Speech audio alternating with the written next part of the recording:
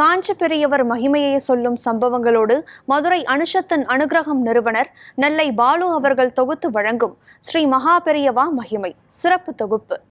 ஹரஹர சங்கர ஜெய ஜெய சங்கர காஞ்சி சங்கர காமகோடி சங்கர.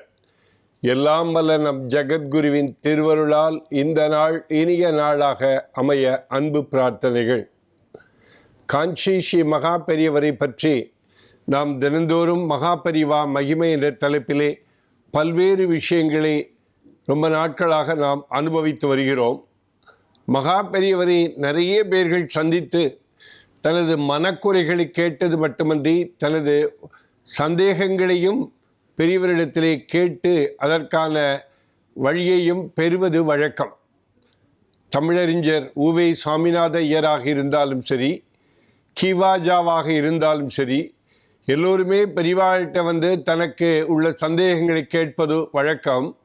மகா பெரியவாளுடன் அளவலாவி இவர்கள் ஒரு கேள்வி கேட்க பெரியவா தெரியாதது போல் நடித்து கடைசியிலே அதற்கான விளக்கத்தை சொன்ன தகவல்களும் உண்டு.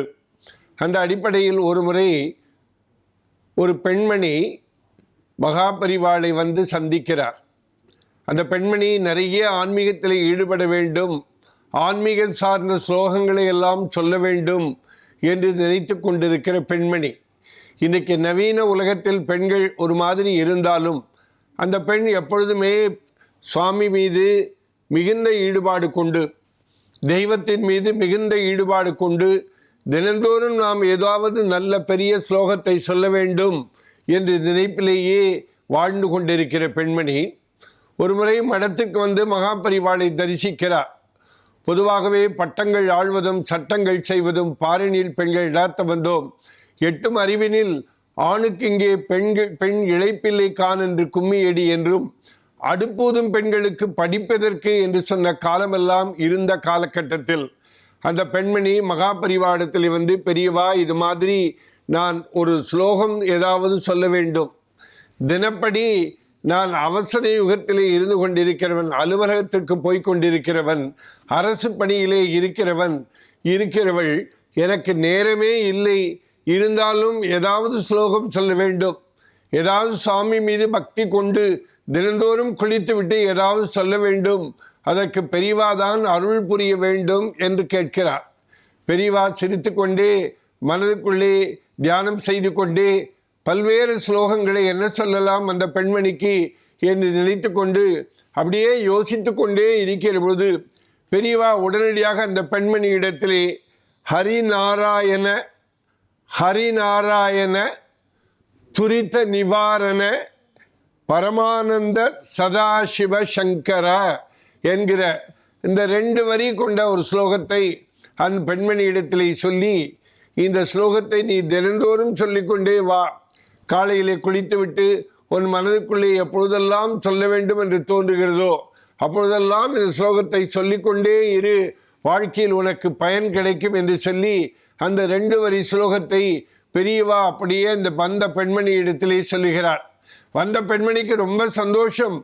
பெண்கள் ஏதேனும் சொல்லக்கூடாது என்று சொல்ல போகிறாரா, அல்லது அலுவலக பணிக்கு ஓடிக்கொண்டிருக்கிற பெண்மணி இது மாதிரி ஈடுபடக்கூடாது என்று சொல்ல போகிறாரா என்று நினைத்து கொண்டு மிகுந்த கவலையோடு வந்த அந்த பெண்மணிக்கு அரசு துறையிலே பணியாற்றிய அந்த பெண்மணி இடத்திலே 2 வரியை சொல்லி, மகா பெரியவா இந்த ஸ்லோகத்தை சொல், உனக்கு வாழ்க்கையில் எல்லாம் கிடைக்கும் என்கிற தகவலை சொன்ன மாத்திரத்தில் மடத்துக்கு வந்த பெண்மணிக்கு ஒரே சந்தோஷம்.